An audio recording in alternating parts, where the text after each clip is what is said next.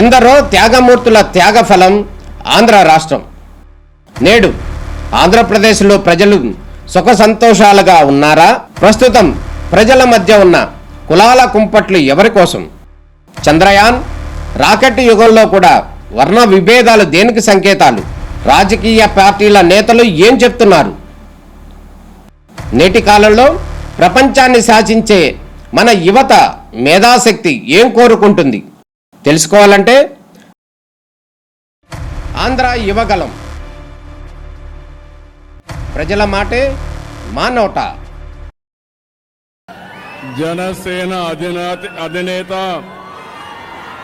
Power star Pawan Kalyan గారు,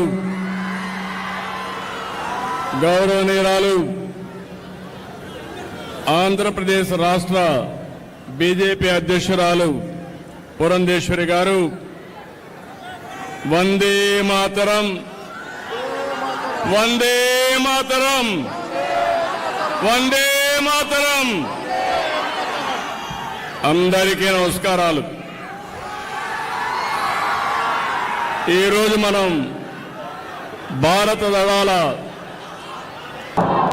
పరాక్రమాన్ని కీర్తిస్తూ 175 నియోజకవర్గాల్లో 16, 17, 18 తేదీల్లో తిరంగా యాత్ర పేరుతో ఒక పెద్ద కార్యక్రమానికి ప్రజలే శ్రీకారం చుట్టారు. ఈరోజు ఇక్కడ ఎన్డీఏ నాయకులుగానే మేమందరం నిమిత్త మాత్రులం. ఇది ప్రజా ఉద్యమం అని చెప్పి కూడా నేను మీకు తెలియజేస్తున్నాను. అందులో భాగంగా విజయవాడలో తిరంగా ర్యాలీ మనం అందరం నిర్వహించుకున్నాం. ఉగ్రవాదంపై పోరులో మన రక్షణ దళాల పోరాటానికి సెల్యూట్ చేస్తున్నాను. అందరూ కూడా గర్వించదగ్గ సైనిక దళాలు మనకు ఉండడం మన దేశానికి ఒక గర్వ కారణం. దీన్ని మనందరం అభినందించాల్సిన అవసరం ఉంది. జాతీయ జెండా చూడగానే అత్యంతమైన ఉత్సాహం, ఉద్వేగం, దేశభక్తి మనందరిలో వస్తూ ఉందంటే ఆ జాతీయ జెండా రూపాన్ని రూపొందించినటువంటి వ్యక్తి పింగళి వెంకయ్య ఈ ప్రాంతం వాడేనని చెప్పి మరొక్కసారి గుర్తిస్తున్నా. అలాంటి జెండా చూస్తే దేశ పౌరులే కాదు, ప్రపంచం మొత్తం ఒక ప్రత్యేక గుర్తింపు ఉండే ఏకైక జెండా భారతీయ జెండా అని చెప్పి నేను మీకు తెలియజేస్తున్నా. అందుకని మనందరం ఇక్కడ సమావేశమైంది. పహల్గాం అనంగానే మనలో రోషం వస్తుంది, కోపం వస్తుంది, ఉద్వేగం వస్తుంది. ఖబర్దార్, జాగ్రత్తగా ఉండమని హెచ్చరించే పరిస్థితి వస్తుంది.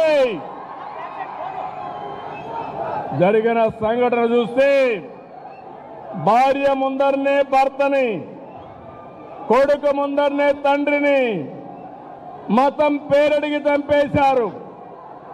ఇదెక్కడ న్యాయం అని నేను అడుగుతున్నా.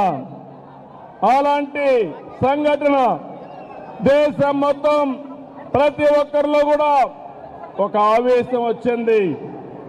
అంతేకాదు ఒక బాధ, ఒక పక్కన ఆవేదన కూడా వచ్చే పరిస్థితి వచ్చింది. ఇవన్నీ చూసిన తర్వాత ప్రధానమంత్రి నరేంద్ర మోడీ గారు ఆడబిడ్డల నుదుట తిలకంతుడు చేసిన ఒక్క ఉగ్రవాది భూమి మీద ఉండడానికి వీలు లేదని ఆపరేషన్ సింధూర్కు శ్రీకారం చుట్టారు. మీరు గుర్తుపెట్టుకోండి, మనం ఎప్పుడు కూడా వేరే దేశాలపైన యుద్ధానికి పోవడం లేదు.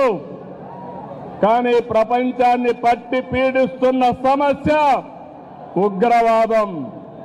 ఉగ్రవాదం పైన పోరాడే ఏకైక దేశం భారతదేశం, ఏకైక నాయకుడు నరేంద్ర మోడీ. అందుకని రక్షణ దళాలు ఉగ్రవాదుల్ని ఈ దేశానికి తిరిగి కన్నెత్తి చూడకుండా చేయాలని ఎక్కడున్నా వాళ్ళ మీద మన త్రివిధ దళాలు ధైర్య సాహసంతో ముందుకు పోయినాయి. ప్రపంచ చరిత్రలో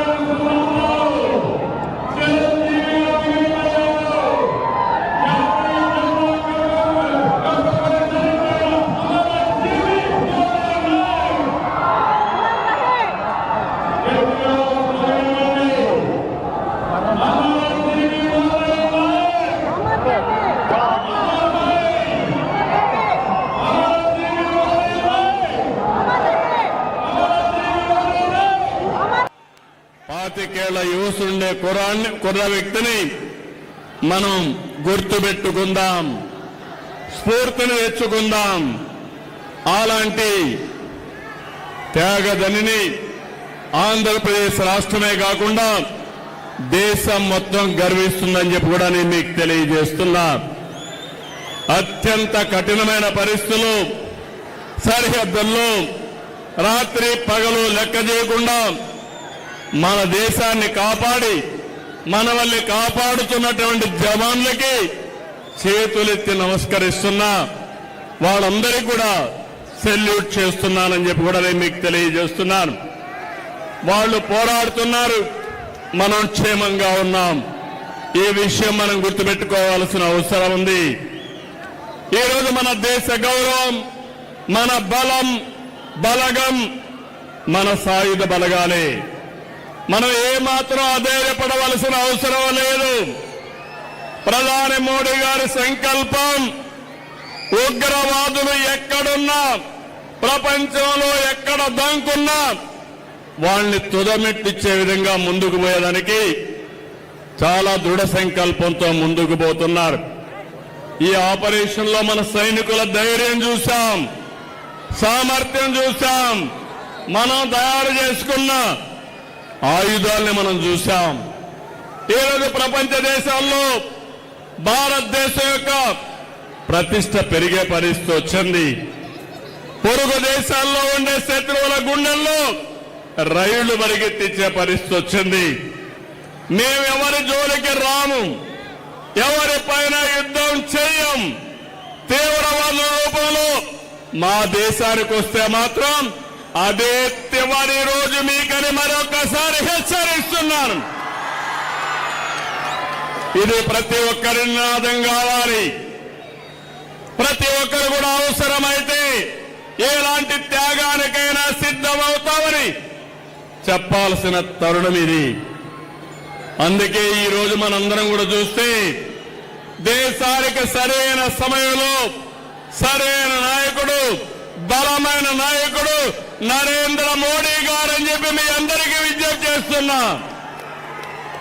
ఇంకొక పక్కన సరైన నిర్ణయం సరైన సమయంలో తీసుకునే సమర్థవంతమైన నాయకుడు కూడా నరేంద్ర మోడీ గారు. అదే మనం నిరూపించాడు. ఆపరేషన్ సింధూర్ అని చెప్పి కూడా నేను మీకు తెలియజేస్తున్నాను. ఎవరికైనా సంకల్పం ఉంటుంది, ఆ సంకల్పాన్ని ఆచరణ చేసి విజయవంతంగా ముందుకు పోవడం ఒక్క నరేంద్ర మోడీ గారికి సాధ్యమని మరొకసారి మీకు తెలియజేస్తున్నా. ఈరోజు భారతదేశం ఒక రక్షణ శక్తిలోనే కాదు, ఆర్థిక శక్తిలో కూడా ముందుకు పోతున్నాం. కొంతమందికి బాధ ఉంది, అసూయ ఉంది, కానీ మీరు ఏమీ చేయలేరని చెప్పి హెచ్చరిస్తున్నా. 2047కి ప్రపంచంలోనే భారతదేశం నెంబర్ 1 గానీ నెంబర్ 2 దేశంగా ఉంటుంది. ఇలాంటి కుట్రలు కుతంత్రాలు మమ్మల్ని ఏమీ చెయ్యలేవని చెప్పి హెచ్చరిస్తున్నా. తమ్ముళ్ళు మిమ్మల్ని అందరినీ చూస్తున్నాను. మేము ప్రారంభమైనప్పటి నుంచి చూస్తున్న ఉత్సాహం, ఇదే ఉత్సాహంతో దూసుకెళ్ళండి.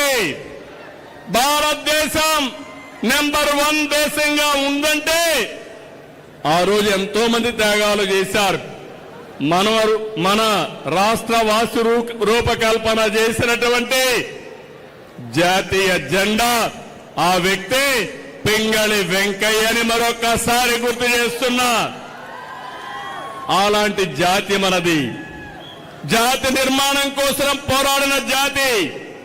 అందుకే మనందరం కూడా సమర్థవంతంగా పనిచేసి జాతి పునర్నిర్మాణంలో భాగస్వాములయ్యి ప్రపంచంలో ఏ శక్తి అడ్డుకోని విధంగా ఆర్థిక శక్తులు, రక్షణ శక్తులు మనకు మనమే మేటైన శక్తిగా తయారు కావాలని చెప్పి మిమ్మల్ని అందరినీ కోరుతున్నా. ఈరోజు ఇలాంటివన్నీ జరగాలంటే పహల్గామ్ లాంటి సంఘటనలు జరిగితే ఆపరేషన్ సింధూర్ లాంటి కార్యక్రమాలు అవసరం. దీనికి దేశం సిద్ధం, దేశంలో ఉండే పౌరులందరూ సిద్ధం. ఇది గుర్తుపెట్టుకోమని ప్రపంచంలో ఉండే ఉగ్రవాదుల్ని మరొక్కసారి హెచ్చరిస్తున్నానని చెప్పి కూడా నేను మీకు తెలియజేస్తున్నా. ప్రతి ఒక్క ఇంటిలో చర్చ జరగాలి. యువత, మురళీ నాయక్ మీ అందరికీ స్ఫూర్తి కావాలి.